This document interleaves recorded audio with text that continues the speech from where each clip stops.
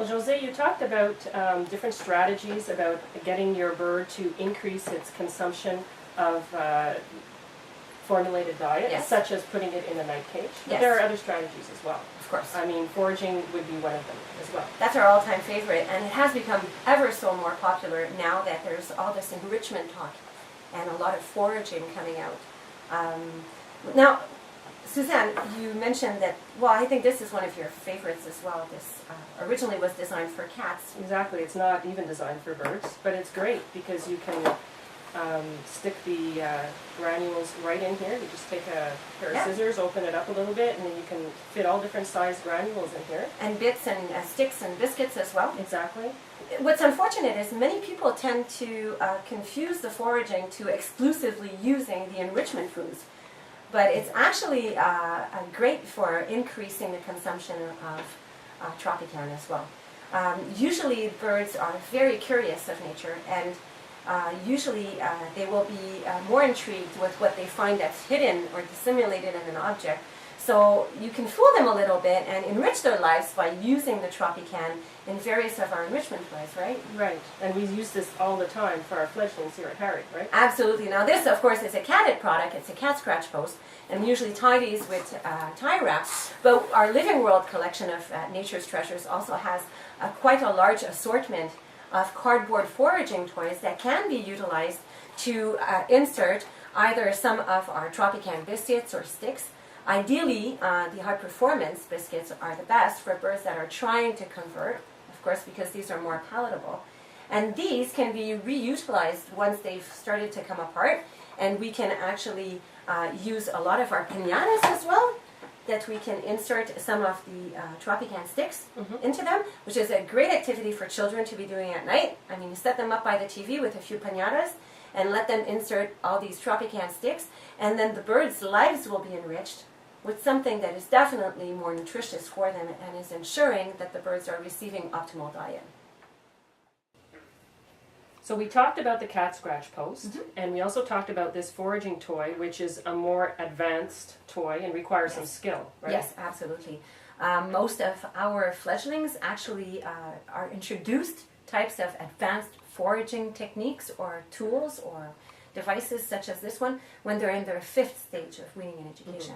Obviously, these birds learn from us. We play around with it. We find things and get excited. But this is one that is definitely more advanced. There is a basic foraging dish that we can make ourselves, right? Yes. This is an Exoterra dish from our reptile division, but we actually use it quite a lot with our young birds, especially because it's very heavy and birds don't usually tip it over. We actually started using this because we were inspired by Dr. Petra Berkman at Hyde Park Animal Hospital, who contributed to an amazing article in Parrot Life magazine that was using a foraging box. Now, her concept of the foraging box is a little bit more advanced yet because she also has a mirror in the bottom of her wooden box. But the idea is pretty much the same. Now, we inspired ourselves and mimicked what she was doing with her foraging box. And what we do is we use some very clean and polished stones. And we have to be careful of the size of the stones. Very important, yes. We definitely have to make sure that the stones that we choose are quite larger than the bird's beaks. This would be the perfect size to use for any of the perulas or the cockatiels, green cheek conures. And we then spread this in our dish. And these are available in all pet stores in the aquarium department. And then what we do is we're going to use whichever foods that we want to entice our birds to eating in this foraging dish. So we would then put perhaps some of the seeds, if this is the only place that they're getting seeds, then we would sprinkle some of the seeds inside of our foraging box. We can also put a little bit of mealworms in there as well. You wouldn't put fruit or soft foods No, like that because in it would there, right? spoil, so it would be a lot of work for nothing. And this is a perfect opportunity then to sprinkle a little bit of clay cow, which mimics what they would be eating in the wild. Now, this heavy dish is ideally placed in the bottom or of the cage or on the top of the cage. I prefer it on the top of the cage when the bird gets time out of the cage. The idea with this is it's good for small psidocene species, especially the Australian species that are used to foraging together with a large flock. Hence, again, comes the idea of introducing a mirror on the bottom of it.